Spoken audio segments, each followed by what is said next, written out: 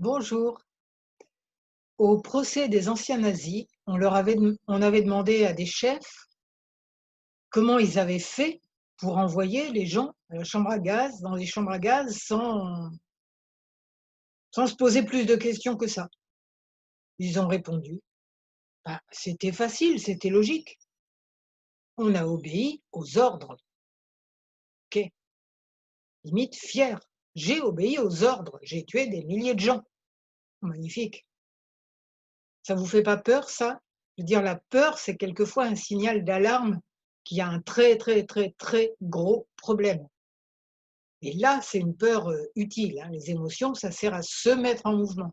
Émotion, se mettre en mouvement, originalement. Bon, le mouvement, il pourrait déjà commencer par être dans la tête en se disant: «Mais nous, est-ce qu'on fait quelque chose comme eux?» Ah nous, pas nous, hein, heu, on est tellement conditionnés à tellement d'obéissance. Qu'à regarder quelques exemples juste, chez des adultes, puis après on parlera des enfants. Travailler dans des usines de pesticides, dans des usines d'armement.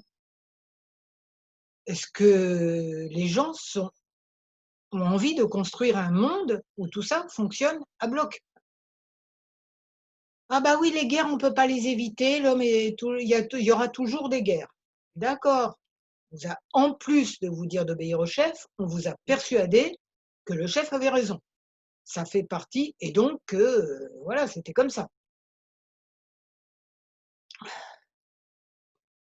Et donc que voilà, la règle numéro un, c'est le chef a toujours raison. Vous voyez ça dans les cafés, il y a souvent, des petits panneaux comme ça, humoristiques, mais qui reflètent bien les situations. Donc article numéro un, le chef a toujours raison. Article numéro 2, en cas de doute, se référer à l'article numéro un. Tout est dit, quoi. Et tout ça, on l'a plein, plein, plein dans la tête. À commencer par l'obéissance des petits enfants bien sages. Oh, il est sage cet enfant. Oui, il obéit bien. Au secours, au secours. Il est sage. La sagesse, normalement, c'est la sagesse intérieure, hein. On en est très, très loin. Ou encore, il y a eu une instite qui m'a dit sans deuxième degré, hein, carrément premier degré: «Oh, cet élève, il va pas bien, il est pas dans le moule». Mmh, oui, on peut dire ça. Moi, ça me désespère, mais comme, j'aime pas être désespérée longtemps, je suggère de l'EFT pour que chaque fois on efface un petit peu plus de nos conditionnements à obéir au chef, n'importe lequel. Parce qu'il y en a aussi, ils ont obéi au chef. Quand ça changeait de chef et que ça disait le contraire, ils continuaient à obéir au nouveau chef. On appelle ça retourner sa veste, même pas, pas forcément. C'est juste le chef, bah, il a chang c'est plus le même chef, on obéit quand même. OK, tout va bien. Bon, à part ça, on va faire un protocole EFT pour, se dépoussiérer un peu le cerveau émotionnel, parce que ça, cette soupe-là, on en a tous bouffé, qu'on le veuille ou non. Et on en a encore plein les neurones, même quand on fait énormément de travail sur soi. Et je pense qu'on va aller de surprise en surprise, plus on fera du travail sur ça, sur notre conditionnement à la soumission, plus on va en découvrir des vertes et des pas mûres. Donc avant qu'on fasse ce protocole EFT, je me présente. Je suis Claude Canives, thérapeute EFT et auteur du blog J'aime l'EFT. Vous avez plein de renseignements sur cette super technique si vous tapez sur un moteur de recherche J'aime l'EFT ou si vous regardez tout simplement en dessous de cette vidéo. Alors, vous faites les mêmes gestes que moi ou ceux dont vous avez l'habitude si vous connaissez déjà l'EFT. Vous répétez le petit bout de phrase derrière moi en le faisant cadrer, en le modifiant un tout petit peu si c'est nécessaire pour que ça cadre avec votre ressenti. Mais partez pas dans votre cerveau rationnel: «Ah oui, je ressens ça parce qu'on m'a dit que, nin non. Continuez au même rythme et après, si vous avez envie, vous mettez dans les commentaires comment ça s'est passé pour vous. Je vous remercie d'avance. Donc on y va. Même si j'ai été programmée toute ma vie à obéir au chef.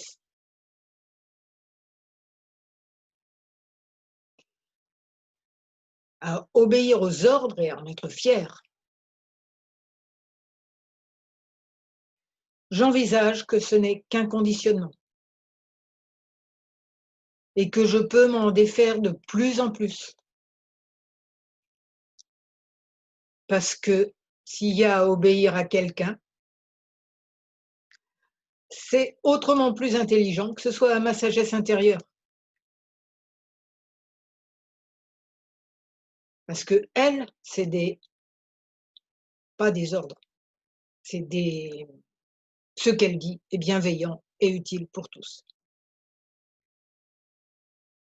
Même si j'ai plein les neurones de l'idée qu'il faut obéir aux ordres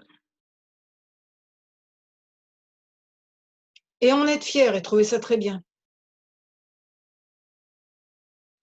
Je me rappelle qu'on a tous une sagesse intérieure, même ceux qui donnent des ordres, même ceux qui transmettent les ordres d'en haut et qui en donnent en bas, entre guillemets. On a tous une sagesse intérieure et c'est plutôt elle qu'on devrait écouter. Oui, mais moi, je suis fière d'obéir. J'obéis au chef et le chef, il va me récompenser parce que je suis un bon petit robot bien obéissant. J'obéis aux ordres et j'en suis fière. Aux ordres de qui? Ça, c'est pas grave. Obéir, ça fait du bien. On me dit que je suis gentille, gentille. On dit que je suis un bon petit enfant, bien sage, bien obéissant. Maman est contente quand j'obéis bien. Papa est content, il est fier de moi. Et à l'école, j'ai des bonnes notes. Donc plus j'obéis bien, mieux c'est. Et puis si je désobéis, j'ai une mauvaise note. Et on dit que je suis un enfant très vilain et très désobéissant. Alors je veux pas de ça, moi. C'est tellement bien quand je suis bien obéissante. Tout le monde est content, sauf peut-être ma sagesse intérieure. Et sauf peut-être la sagesse intérieure de ceux qui transmettent ce poison violent de la soumission.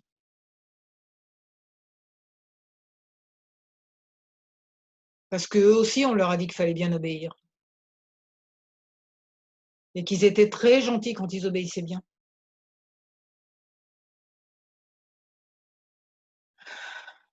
Et ça fait des générations que ça dure. Alors à la maison, à l'école, on est préparé à obéir aux autres chefs après. Et surtout, à ne pas se poser de questions. Article numéro 1, le chef a toujours raison. Article numéro 2, quand on se pose des questions, on se réfère à l'article numéro 1. Se poser des questions, c'est un péché mortel. Ah oui, on a les dogmes aussi, j'avais oublié cela. Si on pense par soi-même, on va aller en enfer. Si on n'obéit pas au dogme, on va aller en enfer. Si on n'obéit pas à la loi, on va aller en prison. Et si on obéit à notre sagesse intérieure, ben on ira de dingue, on va à l'HP. On est un dangereux illuminé marginal et on a intérêt à se taire vite fait, parce que ça, c'est pas bien. Franchement, la sagesse intérieure, c'est pas bien. Parce qu'elle est rarement d'accord avec les chefs. Elle est rarement d'accord avec les jeux de pouvoir. Et comme on est persuadé qu'on est tout petit ratatiné et qu'on n'a qu'une chose à faire, c'est de s'écraser et de se soumettre, à la sagesse intérieure, on ne peut pas lui faire confiance, quoi. Elle va nous mener dans le mur et on va se faire gronder par le chef.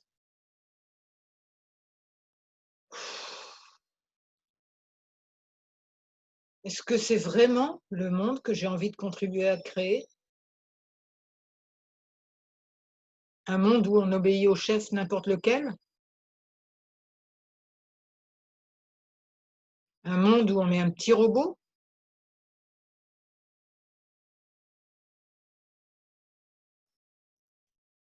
Apparemment non. Et est-ce que ma sagesse intérieure va suffire à me défendre de tout ça? Est-ce qu'elle va pas juste me donner des idées dangereuses qui vont me rendre encore plus malheureuse? Parce que là, ça me fera mal, d'obéir. Et si ma sagesse intérieure savait aussi me protéger? Si elle savait aussi m'aider à être où il faut, au bon moment? À agir de façon inspirée pour aller dans le sens de la paix dans le monde, d'une paix où chacun puisse écouter sa sagesse intérieure, sans se sentir menacé. Elle peut m'aider à créer un monde où on est guidé par l'amour, pas par les jeux de pouvoir, pas par j'obéis aux ordres. Un monde où on est guidé par l'amour, par l'intuition, par l'empathie envers les autres,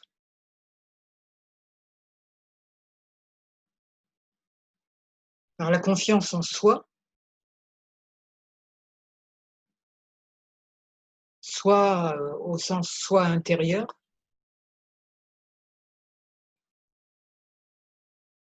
Un monde où l'homme n'est pas un loup pour l'homme du tout. Un monde où tous les êtres savent qu'ils sont reliés, se sentent reliés,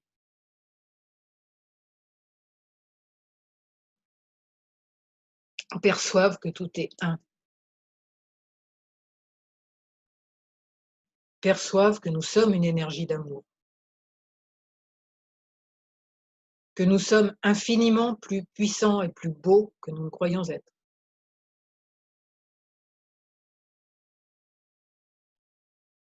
Alors je demande à ma sagesse intérieure qu'elle m'aide au grand dépoussiérage tout- de toutes mes programmations à obéir à des ordres absurdes.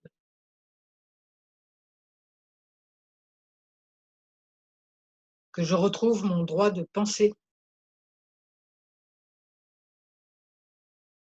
le fait que j'arrête d'être terrorisée par des jeux de pouvoir, que nous arrêtions d'être terrorisés par des jeux de pouvoir.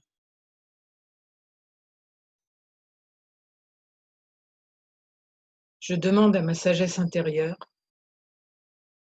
qu'elle m'aide à participer